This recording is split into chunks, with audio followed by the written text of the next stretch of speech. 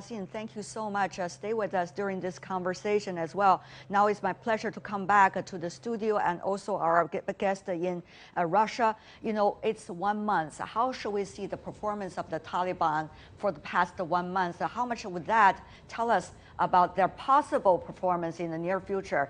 Ambassador Hua, a very well-respected voice from Chinese diplomatic community. Tell me more about your assessment. You were in Afghanistan back in the 1970s. It was very different days. Yes. I was in Kabul 60 years before. I served as a young diplomat in Chinese embassy in Kabul. But Tell me more about this month. Yes. In this month, we have all of us who have seen the performance of the Taliban interim government. So far, I haven't seen anything from their capability of governance. I believe they are very good fighters. They conquered the whole Afghanistan. They conquered the big cities and conquered Kabul. And they are very good fighters. But in this month, it's time for them to govern these countries. Right. I don't know whether they are good governors. Right. Another thing is the international community, Ms. He, no country, in fact, so far, in any way recognized the quote-unquote interim government of Afghanistan. There were talks about they might, some of the neighboring countries, but so far still no. So what does that mean for the Afghan interim government in their interactions with the rest of the world?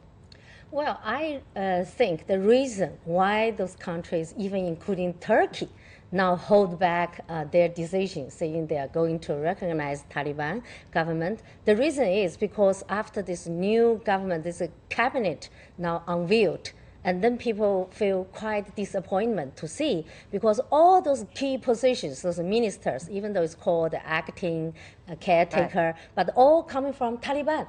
No inclusive at all. So this is one thing, make all those observers, even including Turkey, even including other countries, so they want to have more time, continue to watch what's going to be happened. Mr. Felgenhauer, of course, you're a military analyst. To you, probably anti-terrorism will be a very big topic. Tell me more about 1 month's performance of Taliban from your perspective. The Taliban have made references to Moscow, to other countries, that they will not allow won't do themselves and will not allow others to use Afghan territory to export kind of Salafi jihadist movements into primarily Central Asia. Well, good, that's good, but that's just intention, a talk. Right. Will they be actually doing that or not? That's the main problem, seeing it from Moscow. And how will they be able to actually control stably Afghanistan? Will they be able to build a stable emirate, as they call it? Yeah. How can they do that when their backbone of this is a religious extremist movement, the Taliban? It unites mostly Pushtu, but not only. There's some Uzbeks, some others there, but they're all united in the belief and desire to impose Sharia law, and that means to impose the strict reading of the Quran on the Afghan society. And that means they can't deviate away from that. If some begin to deviate and say we should allow women a bit more rights, well, that already right now is causing strains inside the Taliban itself. That's really leading us to the next question. Ambassador Hua, I want you to also comment about that. They made promises from day one they entered Kabul.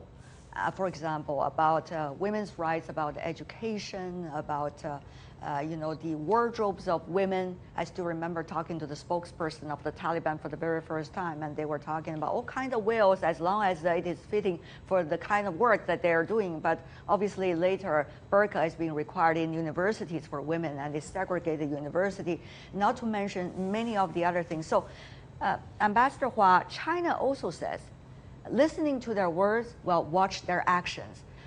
How do you watch the actions so far, Ambassador? The Afghan people as well as the whole the world community, they are wait and see, because there are very very good promises and pledges. One in recent 1 or 2 months, when the Taliban leaders in Doha in the negotiations with the Americans, and when they visited Moscow, visited Tianjin, China, yes. and they visited Tehran, Iran, they made very good promises. They That's the pledged, political delegation yes, that were there. Yes, they promises to. The promise to have inclusive governments. They have will be reasonable and treat women equally.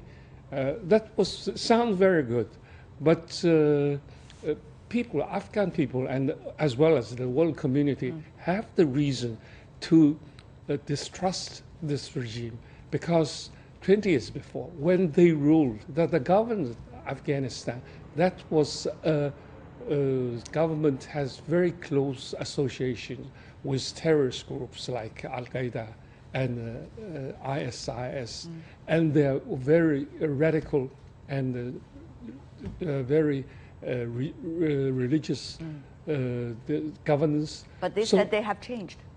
Yes, they said they have changed after 20 years, but people have to see. So that's why. So far, after 2 months of right. the interim government has been established, no country in the world has recognized this country, including United Nations. Including United Nations, indeed. Even though we see the United Nations Secretary General, Mr. Guterres, talking about the Taliban putting forward in written forms guarantees about providing support and security guarantees for the humanitarian work conducted by the UN in Afghanistan. But we all remembered that the UN team suffered greatly because they were losing their members over the past years when they were doing the humanitarian work. Having said that, though, Mr. Abbasine, I go to you for a very important topic about terrorism. As we know, there were pledging of allegiance to the Taliban, the Afghan Taliban, after Taliban went into Kabul, and also congratulation letters as well.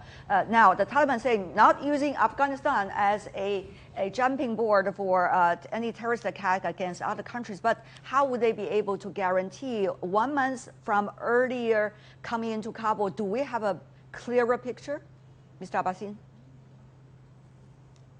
Well, that's what the Taliban have already pledged in the framework of Doha Agreement with the United States of America, where the UN and the Security Council already have acknowledged and recognized this. Yeah.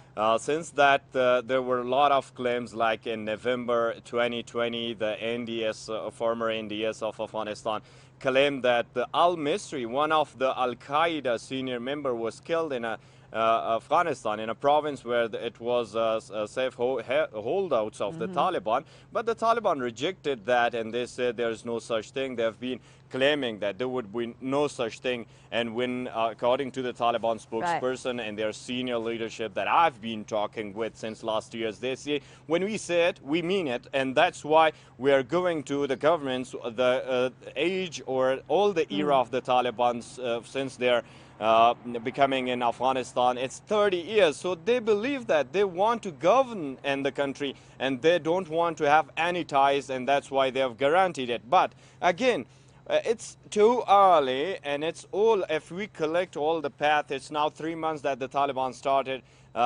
taking over of the provinces, the capital, and also they formed their government. It's almost 8 days.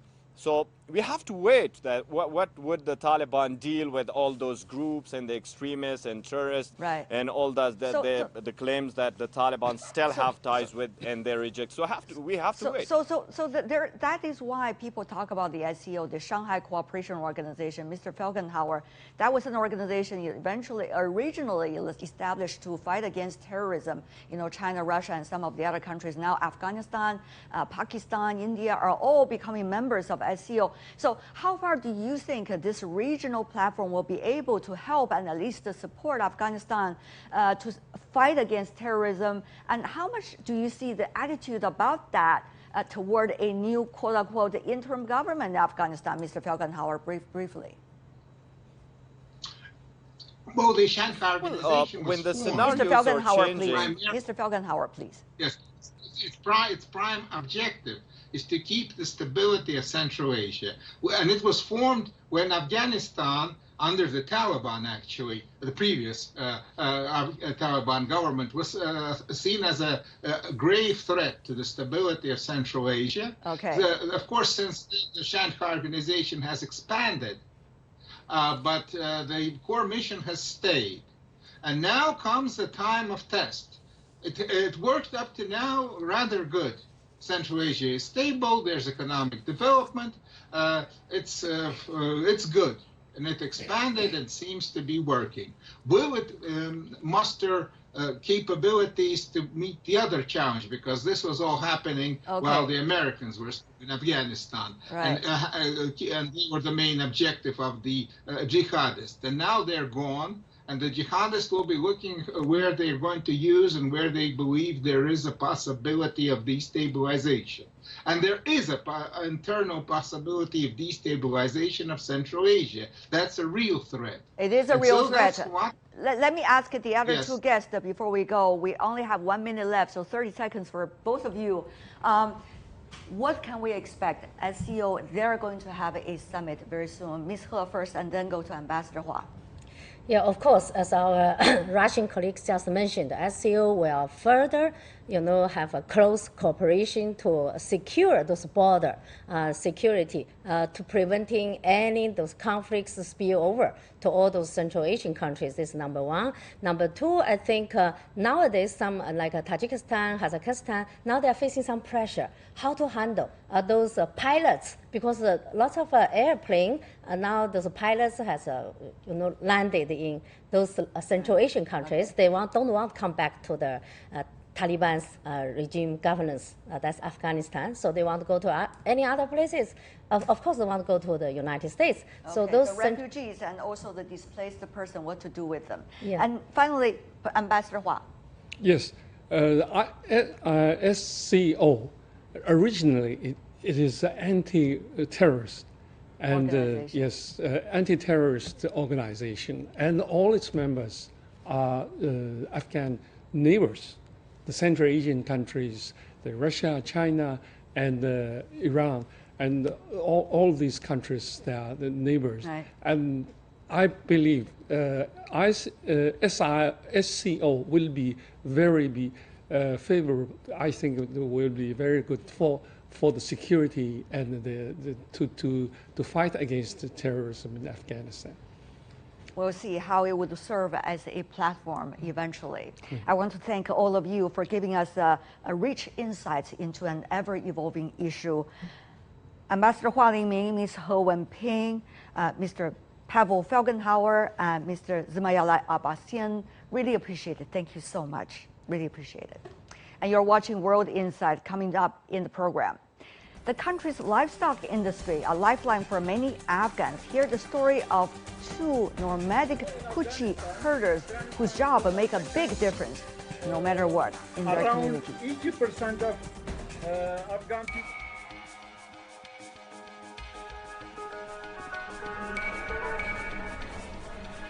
You're watching breaking news on CGTN.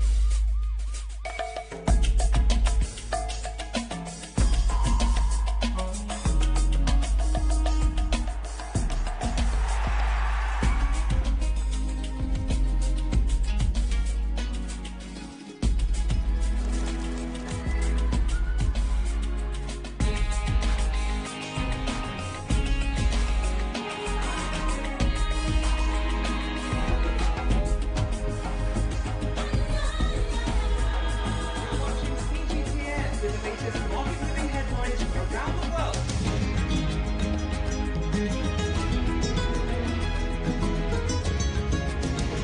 Welcome to the world today on CGTN.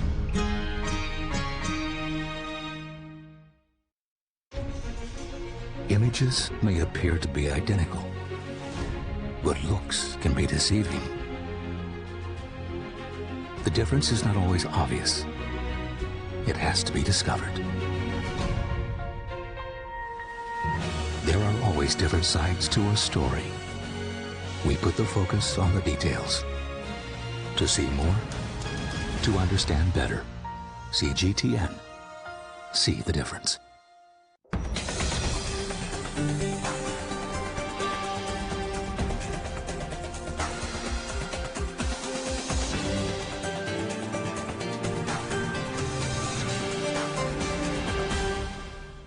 Welcome back.